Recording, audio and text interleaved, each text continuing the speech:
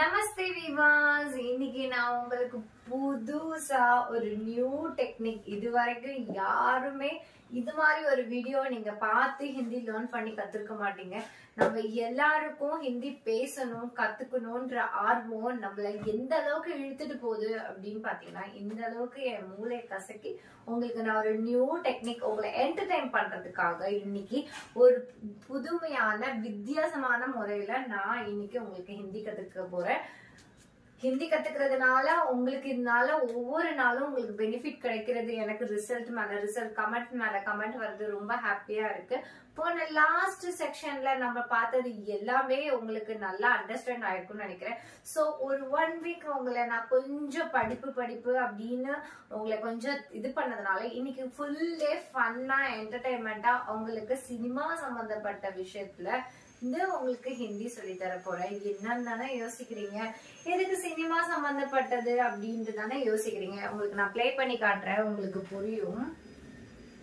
ஆக்சுவலா ஒரு ஹிந்தி கத்துக்கணும் பேசணும் அப்படின்னு நம்ம நினைக்கும் போதே நமக்கு ரொம்ப அட்டாச்மெண்ட் ஆன ஞாபகம் வர விஷயங்கள்ல ஒண்ணுன்னா அது ஹிந்தி படம், ஹிந்தி மூவிஸ். ஆனா எல்லாருமே ஹிந்தி படத்தை பார்த்துதான் டிரான்ஸ்லேட் பண்ணி தமிழ் நம்ம பண்ணுவோம். ஆனா நம்ம தமிழ் படத்தை, ஏன்னா நம்ம we are the Tamil, so நம்மளோட தமிழ் பாரம்பரியத்துல இருந்து நம்ம கத்துக்கும் போதுதான் அது இன்னும் பெனிஃபிட்டா இருக்கும். இப்ப பாத்தீங்கன்னா ஹிந்தி நம்ம கத்துக்கணும் அப்படின்ற ஒரு விஷயத்துல நமக்கு முக்கியமான ஒரு பகுதியா இருக்கிறது இந்த ஒரு பாடல். இந்த பாடலை பத்தி நம்ம பார்க்கும்போது எல்லாருமே அந்த காலத்துல நான் எடுத்திருக்க பாட்டு என்னன்னு பாத்தீங்கன்னா, ஏஆர் ரஹ்மான் ஹிட்ல ரொம்ப ஃபர்ஸ்ட் டைம் ஹிட் கொடுத்த பாட்டுன்னா கண்ணுக்குள் நீதான். நான் இதுக்கு மேல பாட விரும்பல, ஏன்னா இதுல அப்புறம் காப்பிரைட் ஆயிடும். சோ இந்த பாட்டு உங்களுக்கு எல்லாருக்குமே தெரியும். காதல் ரோஜாவே எங்கே நீ எங்கே அப்படின்ற பாட்டு மூலம் உங்களுக்கு இந்த பாட்டை டிரான்ஸ்லேட் பண்ணுவோமா, அது மூலம் ஹிந்தி கத்துக்கலாமா? எப்படி ஒரு பாட்டு டிரான்ஸ்லேட் பண்ணி ஹிந்தி கத்துக்க போறோம் தானே யோசிக்கிறீங்க. கண்டிப்பா ஃபன்னா இருக்கும். அதுல நம்ம ஃபர்ஸ்ட் பார்க்க போற சென்டென்ஸ் என்னன்னு பாத்தீங்கன்னா, காதல் ரோஜாவே எங்கே நீ எங்கே. லாஸ்ட் கிளாஸ்ல நான் உங்களுக்கு WH கொஸ்டின்ஸோட எப்படி ஹிந்தி பேசணும் அப்படின்னு சொல்லி கொடுத்தேன். அது உங்களுக்கு ஓரளவுக்கு கப் கேசே அப்படி அது மாதிரி ஒவ்வொரு வேர்டா நம்ம படிக்கும் போது நமக்கு ஒரு வித்தியாசமான எக்ஸ்பீரியன்ஸ் கிடைச்சதுல. சோ அதை இன்னைக்கு பிராக்டிக்கலா பார்க்க போறோம். எப்படி பிராக்டிக்கலா பார்க்க போறோம்னா, இந்த சிமிலர் இந்த வேர்ட்ஸ் நான் அந்த படத்துல வர முக்கியமா 1 2 3 4 5 6 7 8 9 சோ இந்த 9 சென்டென்ஸ நம்ம அப்படியே தமிழ்ல டிரான்ஸ்லேட் பண்ண போறோம். நான் உங்களுக்கு எப்பயுமே என்னோட கிளாஸ்ல சொல்லியிருக்கேன், ஹிந்தில யோசிக்க பழகுங்க அப்படின்னு. அதுக்கு யோசிக்கணும்னா நமக்கு பிடிச்ச ஒரு பாட்டு. நான் ஏன் இந்த பாட்டு தேர்ந்தெடுத்திருக்கேன் அப்படின்னா, இந்த பாட்டு எல்லாருக்கும் யூனிக்கா பிடிக்கும். இந்த பாட்டு பிடிக்காதவன்னு யாரும் கிடையாது. சோ அதனால ஒரு சிமிலரா ஒரு சாங் எடுத்துக்கிட்டேன். ஆனா நிறைய இப்ப வர பாடல்கள்லாம் நீங்க பாத்தீங்கன்னா எல்லாமே நமக்கு லிரிக்ஸ் புரியவே மாட்டுது. அதோட வார்த்தைகள் நமக்கு கேட்கறதுக்கு பழகுறதுக்கு ஈஸியா இருக்க மாட்டுது. பட் ஒரு 90s பீரியட்ல இருக்கிற சாங்ஸ் அதோட லிரிக்ஸ் எல்லாம் பாத்தீங்கன்னா ரொம்ப யூனிக்கா இருக்கும். நம்ம ஃப்ளூவன்ஸா நம்மளோட லாங்குவேஜ்ல பேசுற மாதிரி புரிஞ்சுக்கிற மாதிரி ரொம்ப கவிதையாவும் இல்லாம, அந்த காலத்து பாடல் 80s பாடல் மாதிரி கவிதைகளா இல்லாம நம்ம பேசுற மாதிரியான ஒரு நடுத்தரத்துல இருக்கிற இந்த பாடலை நான் எடுத்துட்டு வந்திருக்கேன். இதுல நம்ம 1 by 1 நம்ம பார்ப்போம். காதல் ரோஜாவே எங்கே நீ எங்கே கண்ணீர் வலியுதடி கண்ணே. காதல்னா என்ன? காதல், இப்போ நம்ம இந்த பாட்டுல வர ஒவ்வொரு வேர்டோட வெக்காபுலரிஸ் கத்துக்க போறோம். பாட்டுல எப்படி வெக்காபுலரிஸ் அப்படின்னு தானே பாக்குறீங்க. காதல் ரோஜாவே எங்கே நீ எங்கே கண்ணீர் வலியுதடி கண்ணே. இத ஹிந்தில டிரான்ஸ்லேட் பண்ணி நான் எப்படி பேசணும்னு சொல்லி தரேன். அதுக்கப்புறம் வெக்காபுலரியோட மீனிங் சொல்லி தரேன். கஹா ஹே பியார், காதல் ரோஜாவே. காதல் ரோஜாவே, காதலுக்கு நமக்கு ஹிந்தில என்ன சொல்லுவாங்க? பியார்னு சொல்லுவாங்க. சோ பியார். ரோஜாவே, ரோஜாவேனா குலாப், குலாப்னு சொல்லுவாங்க. குலாப்னா ரோஸ்ன்னு அர்த்தம். சோ காதல் ரோஜாவே இந்த ஃபர்ஸ்ட் லைனோட டிரான்ஸ்லேட் பண்ண சொன்னீங்கன்னா உங்களுக்கு எல்லாருக்கும் இப்ப தெரிஞ்சிச்சுல. இப்ப ஏன் இந்த சாங்கை நான் கொண்டுட்டு வந்தேன்னு புரியுதுல்ல, ஈஸியா இருக்குல்ல உங்களுக்கு. அதனால உங்களுக்காக மூளை கசக்கி ஈஸியான பாடம் நான் சூஸ் பண்ணி கொண்டுட்டு வந்திருக்கேன்.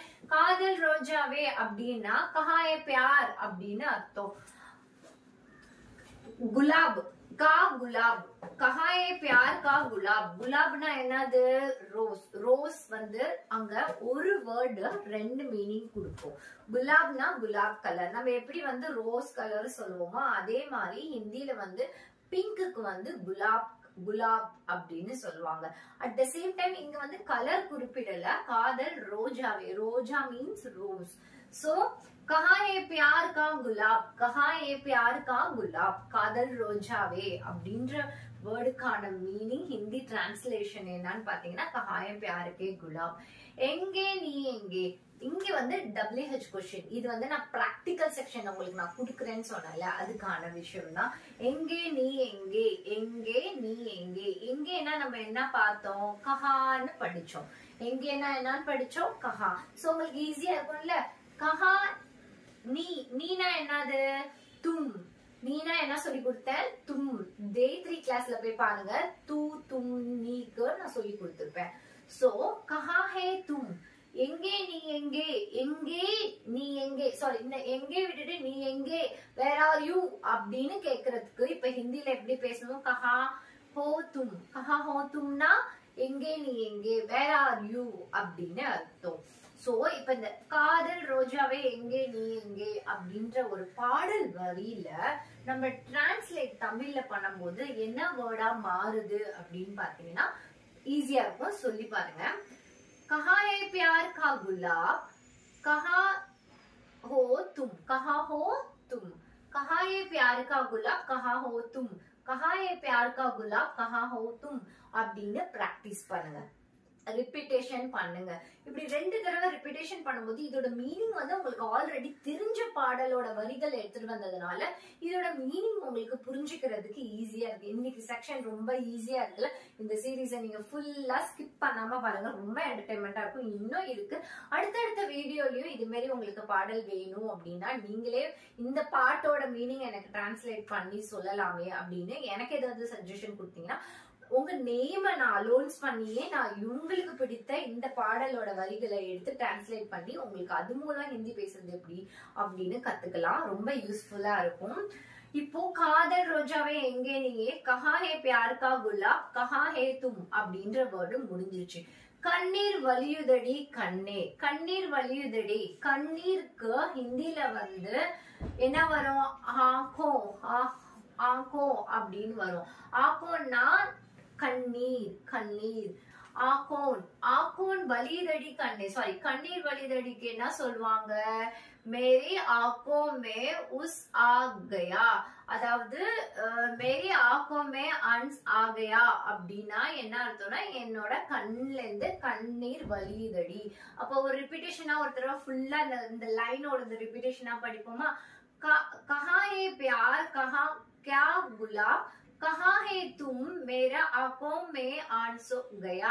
அப்படின்னா என்ன அர்த்தம்? ஆக்கோனா கண்ணு, கண்ணுல இருந்து வர்றதுனால கண்ணீர். ஆக்கோனா என்னது? பார்ட்ஸ் ஆஃப் பாடியில இன்னைக்கு நம்ம ஆக்கோன்னு பார்த்தோம். ஆக்கோனா என்னது?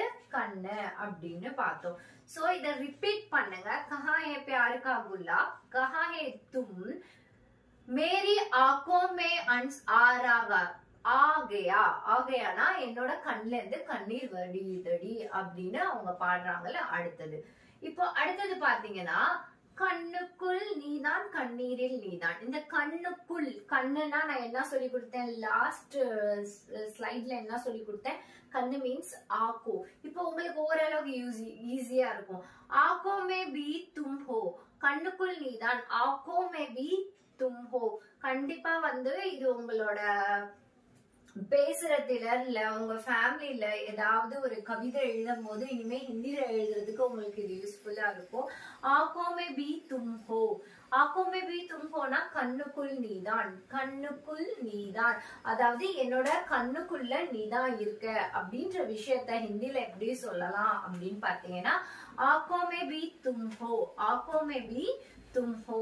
அடுத்தது கண்ணீரில் நீதான், ஆன்சூன் மே பி தும் ஹோ அப்படின்னா என்ன அர்த்தம்? கண்ணீரில் நீதான்.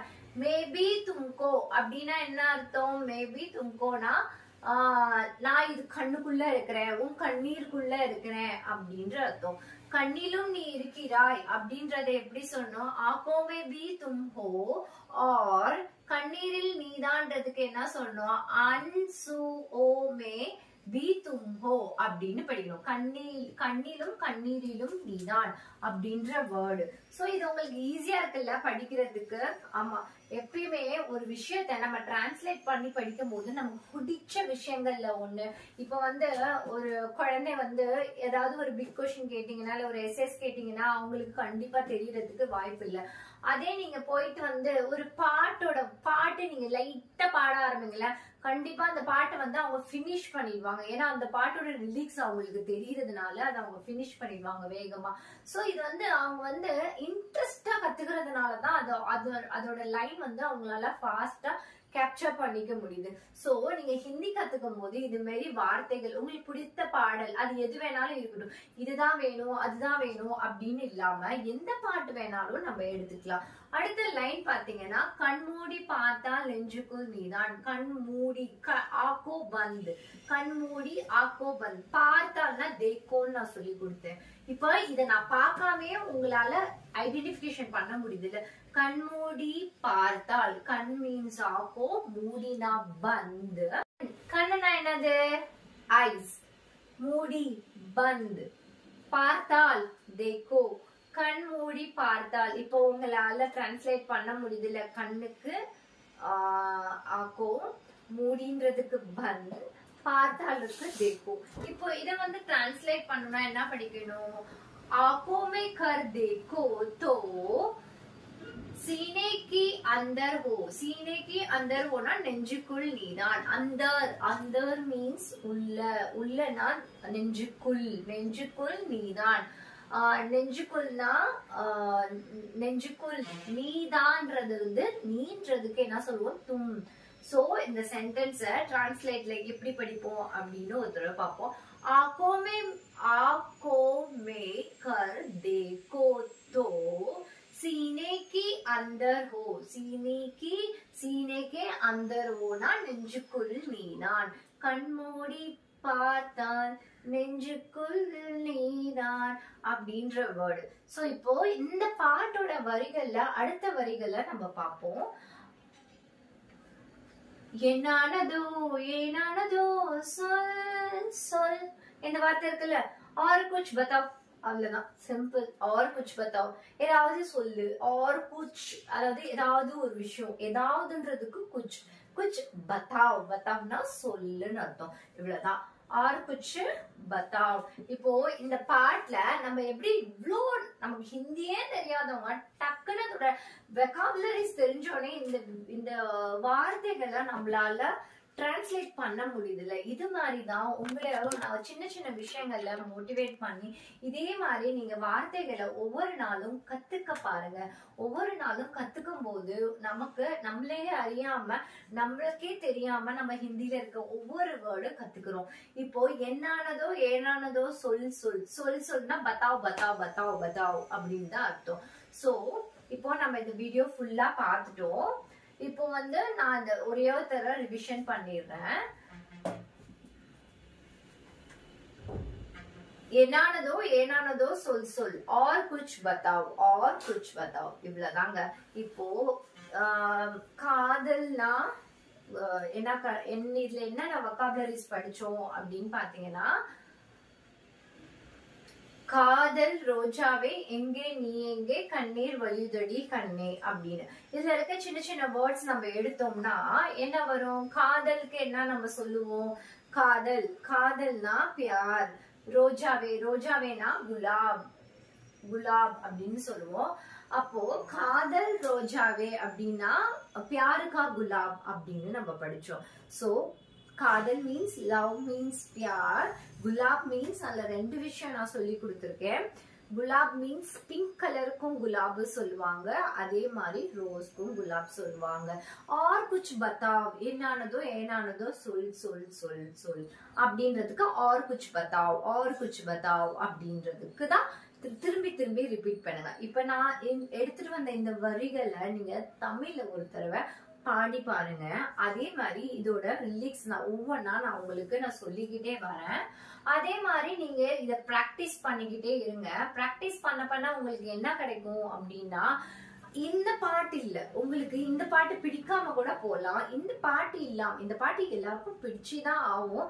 இந்த பாட்டு இல்லைனாலும் உங்களுக்கு வேற ஏதாவது பாடல்கள் வரிகளை எடுத்து அதோட ஒவ்வொரு வரிகள் இருக்கு பாத்தீங்களா, அதோட ஒவ்வொரு வரிகளோட வெக்காபுலரிஸ் லேர்ன் பண்ண ஆரம்பிங்க.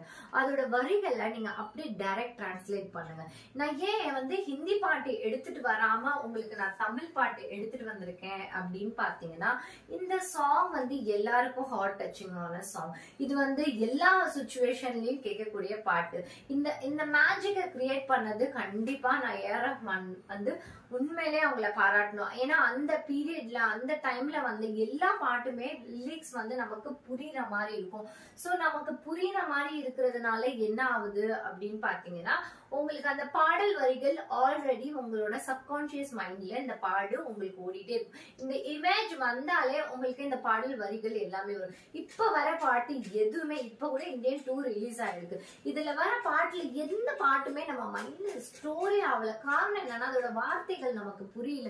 நம்மளோட வார்த்தைகள் நமக்கு எப்ப புரிய ஆரம்பிக்குதோ அப்பதான் அந்த பாடல் வரிகளை நம்ம திருப்பி திருப்பி பாடுவோம். அப்ப அந்த பாட்டு பாடுறது தமிழ்ல எந்த அளவுக்கு ஃப்ளூவன்சியா பாடுறோமோ, எந்த பாட்டா இருந்தாலும், அது இப்ப வந்த பாட்டா இருந்தாலும் சரி, அப்ப வந்த பாட்டாலாம் இருந்தாலும் சரி, கண்ணுக்குள் நீதான் கண்ணீரில் நீதான் கண்மூடி பார்த்தால் நெஞ்சுக்குள் நீதான் ஏனானதோ சொல். இந்த வரிகளை நான் உங்களுக்கு அப்படியே ஹிந்தில டிரான்ஸ்லேட் பண்றதுனால உங்களுக்கு என்ன பெனிஃபிட் கிடைச்சது அப்படின்னு பாத்தீங்கன்னா, இந்த பாடல் வரிகள்ல இருந்து உங்களுக்கு என்ன கிடைக்குதுன்னா, அந்த பாட்டோட டிரான்ஸ்லேஷன் கிடைக்குது. சோ டிரான்ஸ்லேஷன் பண்ணும்போது அந்த வார்த்தைகளோட வெக்காபுலரிஸ் கத்துக்கிறோம். இப்ப நான் உங்களுக்கு இந்த பாட்டை நான் அப்படியே எடுத்துட்டு இதோட வெக்காபுலரிஸ நான் அப்படியே 1 2 3 4 5 6 எழுதிட்டு இன்னைக்கு இந்த வெக்காபுலரியை படிங்க, ஹோம்ஒர்க் பண்ணுங்கன்னு சொல்லியிருந்தேன்னா கண்டிப்பா உங்களுக்கு கன்ஃபியூஸ் இருக்கும், அண்டர்ஸ்டாண்ட் ஆகாது. ஆனா இந்த பாட்டு உங்க எல்லாரும் மனசுலயும் இருக்கிற இந்த ஒரு அழகான பாடல்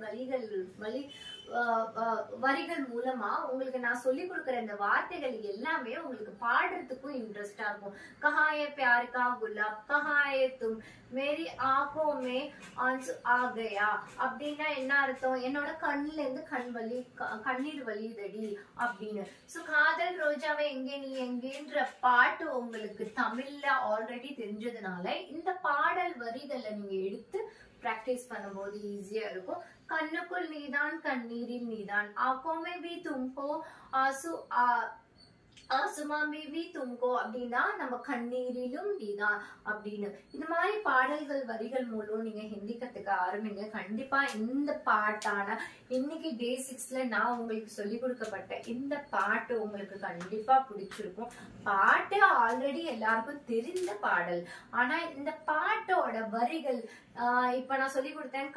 கண்ணுனா ஆக்கோ, மூடினா பந்து, பார்த்தால் தேக்கோ, இப்படி நம்ம ஒவ்வொரு பாடல் வரிகளோட டிரான்ஸ்லேஷன் எடுத்து அந்த டிரான்ஸ்லேஷன் பண்ணி நம்ம பிராக்டிஸ் பண்ண பண்ண பண்ண பண்ண பண்ண நமக்கு ஆட்டோமேட்டிக்கா ஹிந்தி இன்னைக்கு கத்துக்கிறோமோ இல்லையோ, ஆனா என்னைக்காவது ஒரு நாள் ஏதோ ஒரு டைம் பீரியட்ல இருக்கும்போது உங்களுக்கு பிடிச்ச பாட்டு எடுத்து நீங்களே ஓனா டிரான்ஸ்லேஷன் பண்ண பழகிக்கலாம். அப்படி சப்போஸ் உங்களுக்கு இன்னொரு சஜஷன் சொல்லணும்னா, இப்போ பத்தாவ் சொல் அப்படின்ற ஒரு வேர்டு உங்களுக்கு வொக்காபுலரி தெரியும். சோ அந்த வரிகள்ல உள்ள பாடல்களை நீங்க கண்டுபிடிச்சு அந்த பாட்டுல இருக்கிற வரிகளை நீங்க டிரான்ஸ்லேஷன் பண்ணி நீங்க அது கத்துக்கும் போது கண்டிப்பா உங்களுக்கு இன்ட்ரெஸ்டிங்கா இருக்கும். உங்களுக்கு ஒரு லாங்குவேஜ் கத்துக்கிறோன்ற உணர்வு இல்லாம சினிமா அண்ட் பாடல்கள் அது எல்லாமே யாருக்கும் பிடிக்காதவங்க கண்டிப்பா கிடையாது. அதுலயும் ஸ்பெஷலா ஏஆர் ரஹ்மான் ஹிட்ஸ்னா யாருக்கும் பிடிக்காம இருக்காது. சோ உங்களுக்கு பர்சனல் ஒப்பீனியன் இருக்கும், எனக்கு இந்த பாட்டு பிடிக்கும் அந்த பாட்டு பிடிக்கும். ஏன் 90s நான் ஃபர்ஸ்ட் எல்லாருக்கும் சஜஸ்ட் பண்ற விஷயம் 70s 60sல இருக்கிற பழைய பிளாக் அண்ட் ஒயிட் சாங் நான் எடுத்துட்டு வரணும் தான் நினைச்சேன். பட் அது உங்களுக்கு போர் அடிக்க கூடாதுன்னு தான் நான் வந்து 90s பாட்டு எடுத்துட்டு வந்திருக்கேன். பட் நீங்க உண்மையிலேயே கத்துக்கணும் அப்படின்னு நீங்க நினைச்சீங்கன்னா ஃபர்ஸ்ட் பண்ண வேண்டிய விஷயம் பிளாக் அண்ட் ஒயிட் சாங் போகும். ஏன்னா அந்த பாடல்கள் எல்லா வரிகளுமே உங்களுக்கு மெதுவா மெதுவா வரும். நான் வந்து இது ஹிந்தி பாட்டுக்கு சொல்றேன். ஹிந்தில நீங்க ஒரு பாடல்கள் கேட்கும் போது அந்த பாட்டோட வரிகள்ல உங்களுக்கு மெதுவா கேட்கறதுக்கு, அதை பிராக்டிஸ் பண்றதுக்கு ஒரு பாட்டு ஃபுல்லா மனப்பாடம் பண்ணணும் அப்படின்னு அவசியம் இல்லை. அதுல இருந்து ஒரு 4 போர்ஷன் மட்டும் எடுத்து அதை நம்ம தமிழ்ல டிரான்ஸ்லேஷன் பண்ணி, இல்ல தமிழ் பாடல் எடுத்து ஹிந்தில டிரான்ஸ்லேஷன் பண்ணி நீங்க அப்படியே அந்த பாட்டை பிராக்டிஸ் பண்ணிட்டே வாங்கல, கண்டிப்பா உங்களால ஹிந்தி பாட்டு பாடவும் முடியும். பாடதான் பேசவும் வரும். நமக்கு பேச வர்றதுனாலதான் பாடவே முடியுது. சோ அதனால ரெண்டுத்தையும் நம்ம கொலாபரேஷன் பண்ணி தான் நம்ம ஹிந்தி கத்துக்கிறதுக்கு இந்த வே உங்களுக்கு ஈஸியா இருக்கும். இன்னைக்கு நான் சொல்லி கொடுத்த இந்த கிளாஸ் உங்களுக்கு யூஸ்ஃபுல்லா இருந்திருக்கும்னு நினைக்கிறேன். ஏன்னா இன்னைக்கு நான் உங்களுக்கு ஒரு பிளாக் போர்டு எடுத்துட்டு வந்துட்டு இதை படி அதை படி இப்படி கத்துக்கோ அப்படி கத்துக்கோன்னு நான் உங்களுக்கு கிளாஸ் எடுக்காம அழகா ஒரு பாட்டோட வரிகளை டிரான்ஸ்லேஷன் பண்ணி நான் உங்களுக்கு சொல்லி கொடுத்ததுனால அதுல இருக்கிற வொக்காபுலரிஸ், இந்த நான் உங்களுக்கு சொல்லி கொடுத்த இந்த லைன் வெறும் உங்களுக்கு ஒரு 6 லைன் தான். இந்த லைன்ல இருந்து நீங்க கத்துக்கிட்ட விஷயங்கள் 1 இல்ல 2 இல்ல, அதுல வர ஒவ்வொரு வார்த்தைகளோட வரிகளை நம்ம ஈஸியா கத்துக்கிறதுக்கு, ப்ரொனன்சியேஷனுக்கு ப்ராக்டிஸ் பண்றதுக்கு ரொம்ப யூஸ்ஃபுல்லா இருக்கும். ஸோ ஓகே, நீங்க இந்த வேர்டோட வரிகள்லாம் நீங்க ஸ்கிரீன்ல இருந்து ஸ்கிரீன்ஷாட் எடுத்துக்கலாம். அப்படி இல்லைன்னா கீழே இருக்கிற என்னோட நம்பருக்கு வாட்ஸ்அப் பண்ணுங்க. வாட்ஸ்அப் பண்ணீங்கன்னா இந்த வீடியோவை நான் சென்ட் பண்ணி விடுவேன். ஸோ ப்ராக்டிஸ் பண்றதுக்கு ஈஸியா இருக்கும்.